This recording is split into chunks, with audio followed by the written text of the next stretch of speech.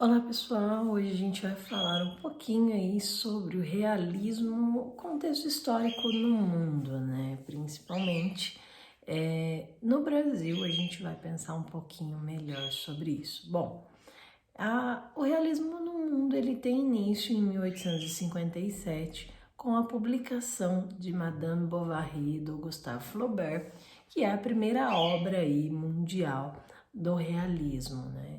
Então, o realismo se inicia na França, onde tem muito poder, muita força. No Brasil, um dos principais representantes do realismo, a gente tem o nosso querido Machado de Assis, um dos grandiosos escritores, e em Portugal a gente tem essa de Queiroz, que é grandiosíssimo aí nas suas escritas, mas em muitos momentos mal vistos, né, esses nossos autores, por quê? O realismo, como o nome já diz, ele vem retratar a realidade, né, tentar trazer à tona o que o romantismo não fazia, porque o romantismo ele tinha essa questão de embelezar tudo, de trazer tudo como um conto de fadas, como se fosse tudo perfeitinho. E na realidade isso não era verdade, isso era a vivência de poucas pessoas, principalmente as pessoas aí de classes sociais altas, né, medianas altas, então na burguesia e a parte com um certo capital.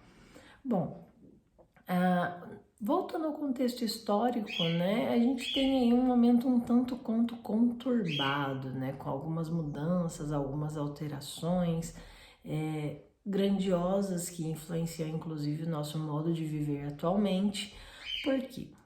Nesse momento histórico, a gente tem o capitalismo ganhando força e a burguesia entrando em ascensão, o que gera uma desigualdade tamanha, o início assim da grande desigualdade que a gente tem até os dias atuais, e a exploração da classe trabalhadora, que tinha longas jornadas de trabalho, um trabalho duro, por uma miséria, né? Então isso é muito bem retratado em algumas obras do realismo e do naturalismo, que são duas correntes que andam juntas aí com algumas diferenças.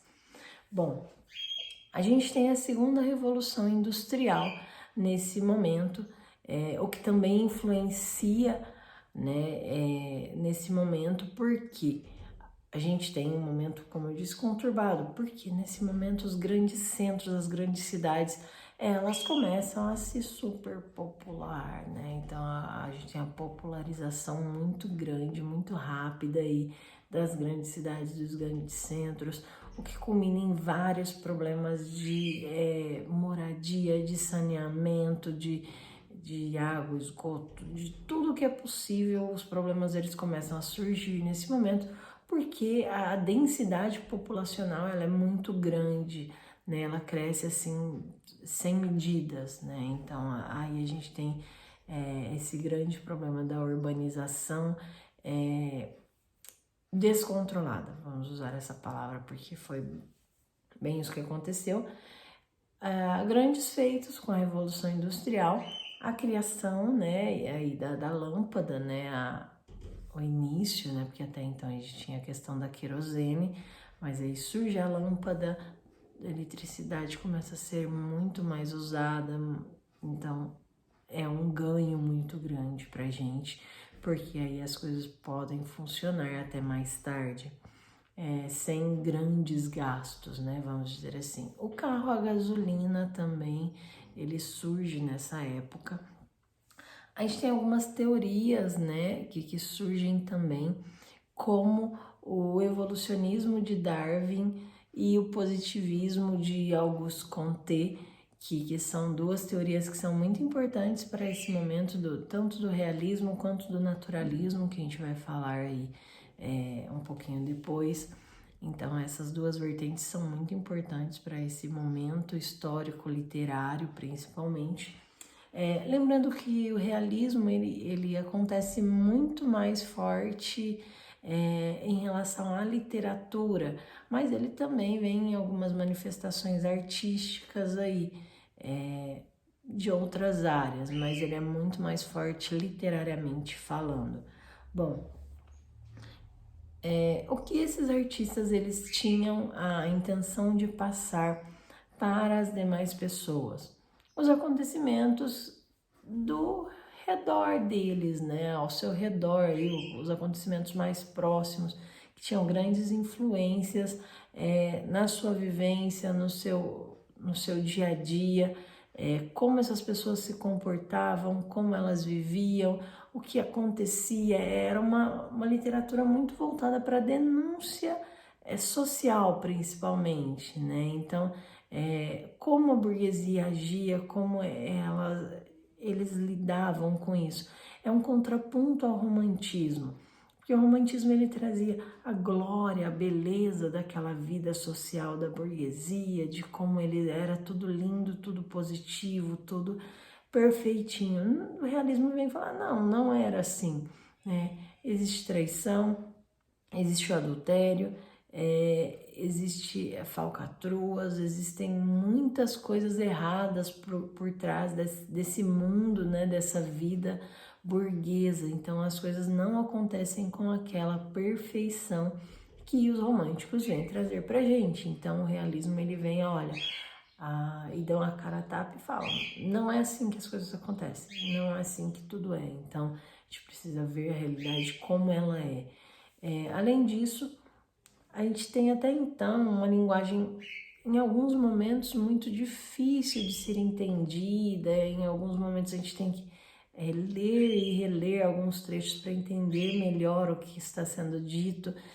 O realismo, ele é uma obra, eles têm obras descritivistas, né, que vão detalhar muitas coisas, assim como o romantismo, porém com uma linguagem muito mais clara, né, mais verossímil, né, que retratam realmente a realidade, a verdade, as coisas como elas realmente são, de uma forma muito mais clara, mais evidente, mais simples. Então, o realismo ele é muito legal por causa disso, é muito fácil de ser entendido. O que eu quero dizer, eu digo, né? Então, é muito legal isso.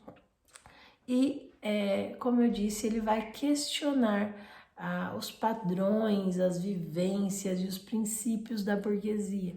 Por quê? Ele quer contrapor a ideia anterior ao romantismo. Então, é muito importante que vocês vejam o realismo como uma literatura não totalmente de denúncia, eu venho, porque a denúncia real mesmo, ela vem um pouco mais para frente, né? O realismo ele dá início a isso, de querer denunciar, de querer expor os fatos, mas em alguns momentos ele traz temáticas muito fortes contra a religião, contra a burguesia em ascensão, contra as pessoas mais poderosas aí daquela sociedade. Então fica muito forte e já é muito criticado, né? Essa de Queiroz, por exemplo, ele foi muito, muito, muito criticado em Portugal.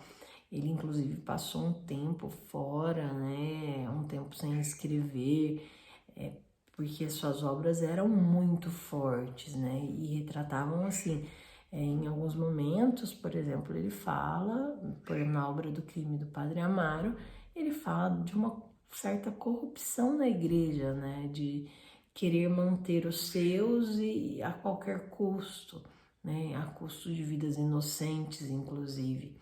Então, é uma denúncia muito forte, né? Eles batiam de frente pensando na época que a gente tinha. Então, o realismo ele já é esse início da denúncia de como a vida acontecia. Mas a gente tem narrativas lentas por causa da descrição, do excesso de descrição aí do que está acontecendo, para que as pessoas consigam realmente visualizar aí a obra, o contexto, a situação, o local. Então, mas é muito legal, é muito interessante, são obras muito ricas e valem a pena ser lidas, ok? A gente volta para falar um pouquinho sobre as características desse momento.